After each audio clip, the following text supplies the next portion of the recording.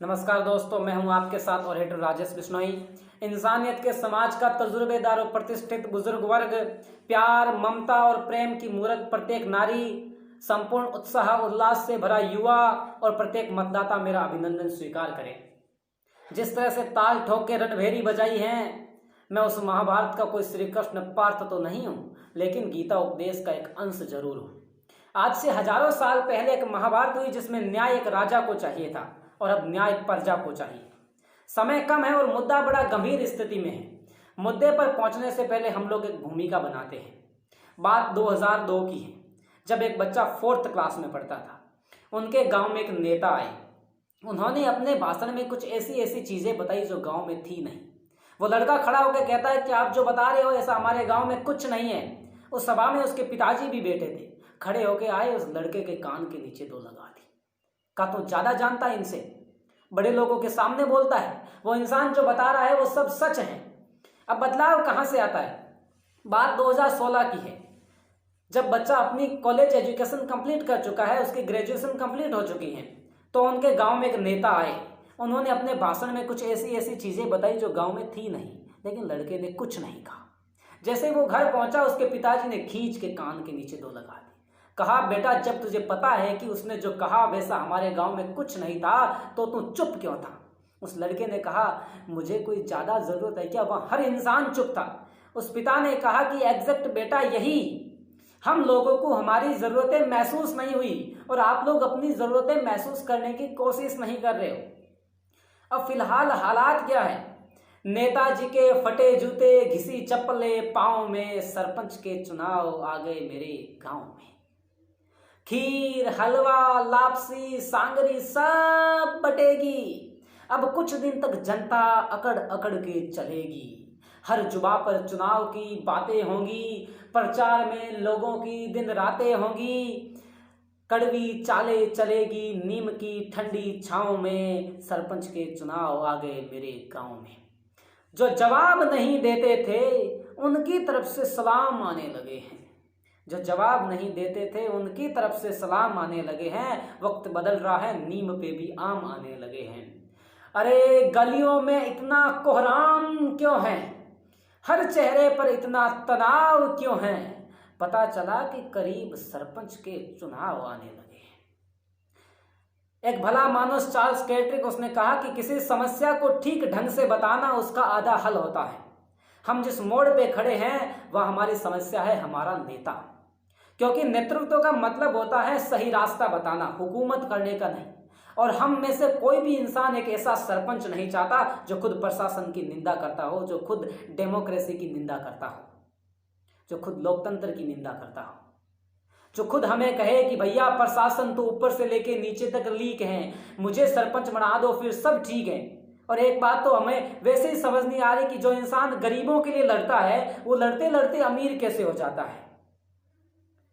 और फिलहाल हमारा मुद्दा क्या है कि हमारा सरपंच कैसा हो। क्योंकि बहुत सारे प्रत्याशी अपना पोस्ट छपवा के लिखते हैं कर्मठ, नेक, ईमानदार, समझदार, संघर्षशील, शिक्षित। अब सच्चाई क्या है वो तो हम सब जानते हैं। हम लोग यहीं के ही तो आदिवासी हैं। और तो और नीचे ये भी लिखते हैं भूतपूर्व सरपंच का पोता। अरे दादाजी जगह 5 साल तीर मारिया नहीं बेबी अच्छी तरह हो जाना। एक ऐसा चेहरा लेके आओ, एक ऐसा बंदा लेके आओ जो बताए कि भैया हमने धरातल पे ये काम किया है और आगे आने वाले 5 सालों में हमारा ये विजन है। हम गांव में ये काम नया करवाएंगे। गांव में पानी की पूर्ण व्यवस्था होगी, हर गली का डामरीकरण होगा, हर घर शौचालय होगा, शिक्षा के क्षेत्र में हम ये काम करने वाले हैं। ऐसा एक प्लान दो और उस चीज की हमें गारंटी दो। गांव की सरकारी हॉस्पिटल, गांव में अनाज मंडी, गोचर भूमि, ऐसा एक प्लान और उसकी गारंटी देते हो तो मैं कहता हूं जीत आपके लिए बेहतर ऑप्शन है, पहली चॉइस है जीत आपके लिए।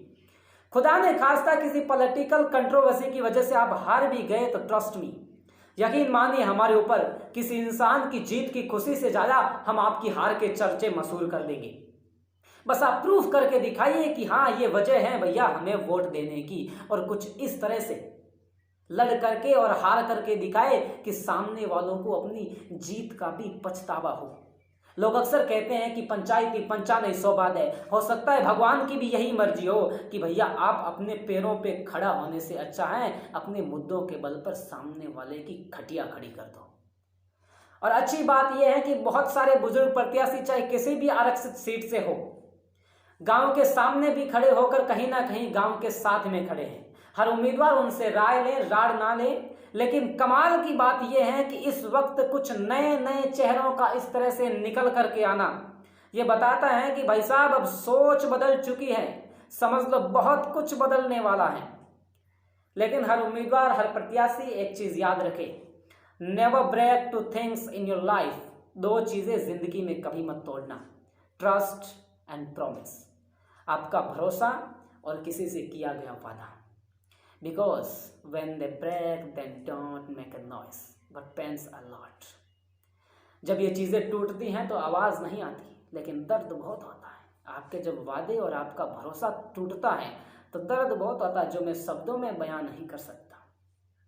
और अब वो हर मतदाता जो उस क्षेत्र का विधाता होता है, आपको एक मौका मिलता है भगवान बनने का, किसी इंसान के भविष्य का निर्माण करने का, किसी इंसान की किस्मत की लकीरें बनाने का।